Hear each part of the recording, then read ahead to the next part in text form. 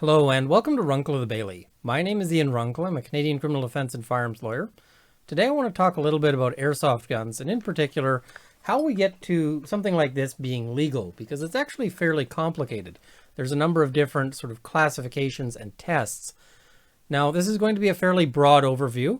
I'm not going to get too deep into case law here. I'm not in fact likely to do much with case law at all. But let's have a look at the legislation and how airsoft is classified and basically the narrow little gap that things like this fit into in terms of being legal.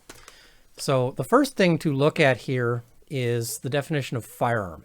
So firearm means a barreled weapon from which any shot, bullet, or other projectile can be discharged and that is capable of causing serious bodily injury or death to a person, and includes any frame or receivers of such a barreled weapon and anything that can be adapted for use as a firearm. Now, the case of the Queen and Falauca basically wrote out weapon from that. So it's any barreled something from which a shot, bullet, or other projectile can be discharged. And the key thing is that it's capable of causing serious bodily injury or death. Now, the reason why that matters and why that's an important cutoff is that if something is not a firearm, it can run afoul of other rules. In particular, something that's not a firearm, we can see replica firearm means any device that is designed or intended to exactly resemble or to resemble with near precision a firearm, and that itself is not a firearm. This is key. So anything that is a firearm is by definition not a replica firearm. And it also excludes anything that resembles an antique firearm. And the reason why we care if it's a replica firearm is that if we look at the definition of prohibited device includes a replica firearm. So if something is a prohibited device, then if something is a replica firearm, then it's a prohibited device, and that makes it banned in Canada. So the test for when something shoots an airsoft BB fast enough to puncture an eyeball is sort of a range. It depends on sort of how reliably you want to do it. Canadian Border Services Agency, I think, uses 366 feet per second as their sort of cutoff, but some things suggest maybe as low as 250 feet per second. But below that level, so if something shoots less fast than the sort of eyeball puncturing range, it can't look like this, because this is designed to resemble very closely an actual MP5. Of course, this is not an MP5. If you are an RCMP officer and you're drafting a warrant, please stop drafting, because you can see there's wires here. This is airsoft. This is not a real MP5. Because, of course, it's not a real MP5. My life is not that much fun. So below that, it either has to be something like this, which airsofters typically call sort of clear soft, something that looks very much, obviously not a firearm. In this case, they do that with clear plastic. They've got an orange tip. The orange tip isn't really determinative, and Canada does not require orange tips. The US, many places do, so American imports will often have the orange tip regardless, but not required in Canada. However, there are other options for making it fire, one that fires less quickly. It can, for instance, look like something that's a fantasy firearm that doesn't actually match any existing model of firearm, or something that looks like an antique. But these don't tend to be too popular on airsoft fields, partially because if it travels faster, that makes it more effective in terms of airsoft games, but this just doesn't look cool on the field. So not a whole lot of people want these. The next step up is things that are firearms. So as we've seen, we're talking about this, in order to be legal, must be, legally speaking, a firearm. However, you don't need a firearms license to own this. The reason why is because it falls into a particular category, which is 86 sub 3 firearms, or sometimes called uncontrolled firearms. So just having a look at the legislation here, certain weapons deemed not to be firearms. And that's for the purposes of sections 91 to 95, 99 to 101, 103 to 107, and 117.03. So that's certain provisions, and these are provisions around licensing.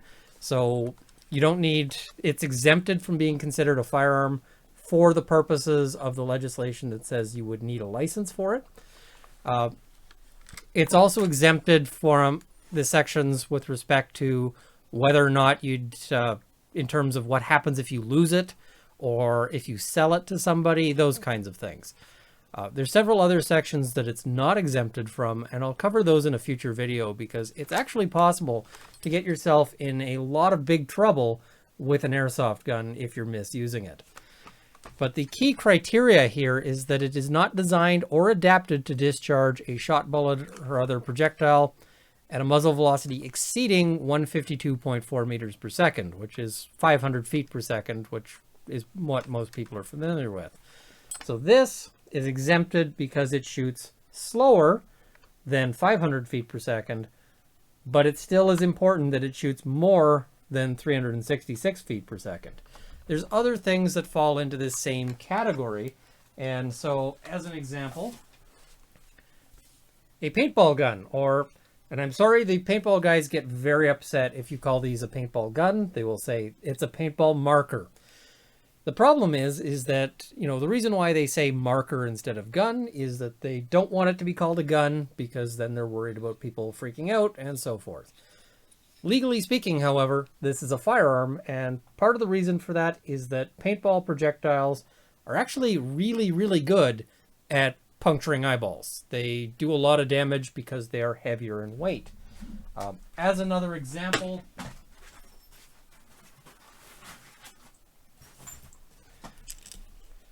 this is a pellet gun, which shoots below 500 feet per second, but it shoots a lead projectile. This, of course, is not something you'd want to see on the airsoft field or on a paintball field because a lead projectile will do a lot of damage to a person. But this one travels at a velocity below 500 feet per second, which makes it an 84 sub 3 firearm, which means you don't need a license for it. Now, it's worth noting when we look at these that just because it's an 86 sub 3 firearm doesn't exempt it from all of the other considerations, which means, for example, bringing this back, this is a restricted firearm. However, you don't need a restricted license for it because you don't need any license because it's not considered a firearm for those sections. But it is considered a restricted firearm for other relevant provisions of the criminal code. Similarly, when we look at the Airsoft MP5, you'll note here it's got a selector switch on it. From safe to fire to auto fire. It's got a full auto mode.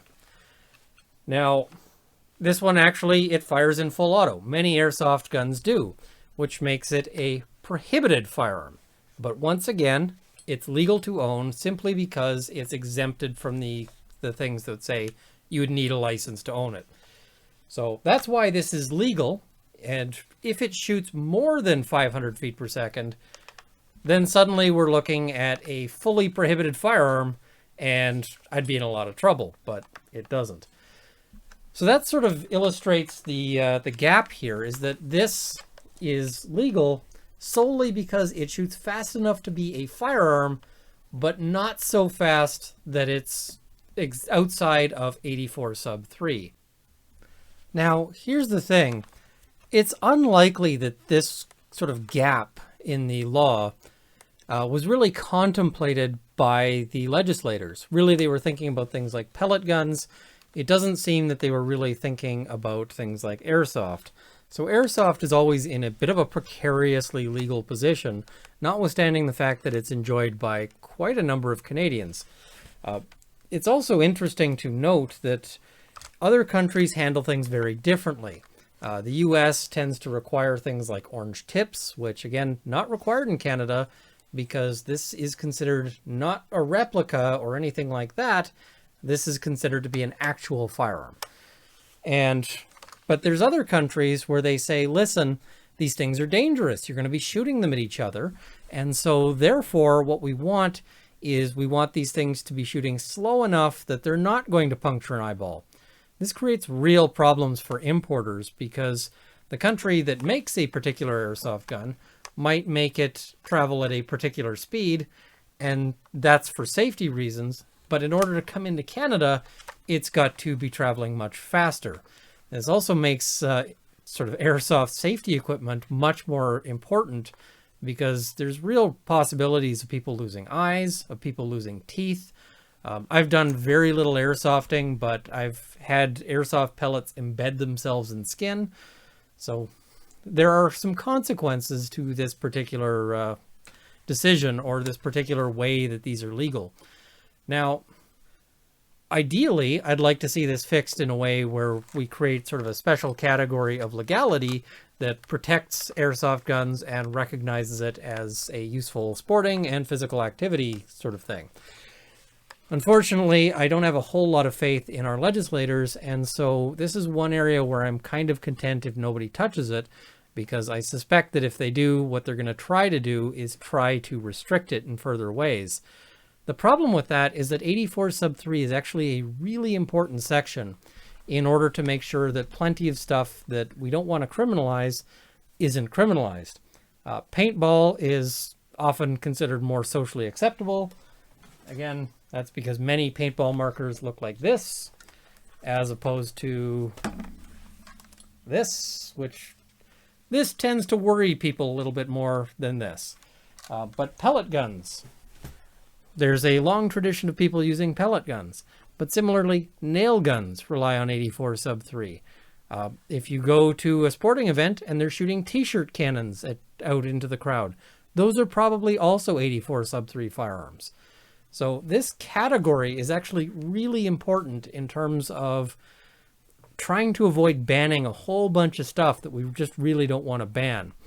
So I think that it would cause a lot of difficulty if legislators walked into this to try to ban stuff like this, which the RCMP does not like stuff like this. They don't like that it looks sort of firearmy.